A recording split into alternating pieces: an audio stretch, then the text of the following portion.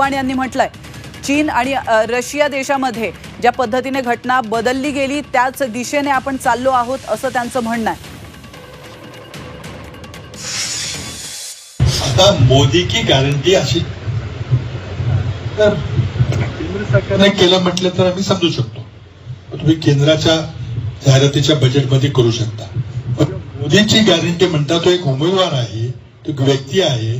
त्या व्यक्तीचा प्रचार सरकारी पैशाने करणं हे चुकीचे. याबद्दल आम्ही इलेक्शन कमिशनकडे तक्रार नोंदवणार आहे. काय होईल का नाही मला माहिती नाही. आम्ही एवढं सांगितलेलं आहे की बाबा शिंदे गटाला जेवढ्या जागा मिळतील तेवढ्या जागा अजित पवार साहेबांच्या आमच्या राष्ट्रवादीला सुद्धा मिळाल्या पाहिजे. आता शेवटी जे आहेत ती सगळी मंडळी जी आहेत बसून एकत्रित निर्णय घेतील आणि जो काही निर्णय होईल तो सगळ्यांना मान्य असेल. मला निश्चितपणे विश्वास आहे की आम्हाला दिलेल्या ज्या कमिटमेंट्स आहेत शेवटी कमिटमेंट्सच्या पेक्षाही युतीमध्ये कोण उमेदवार तिथे मजबूतीनं लढू शकतो आणि निवडून येऊ शकतो हे महत्वाचं आहे. आणि नंतर मग त्याचा पक्ष कुठला असला पाहिजे, कुठला पक्ष आहे तो, कुठल्या पक्षाचा निवडून येणं हा पहिला क्रायटेरिया माझ्या दृष्टीने महत्वाचा आहे.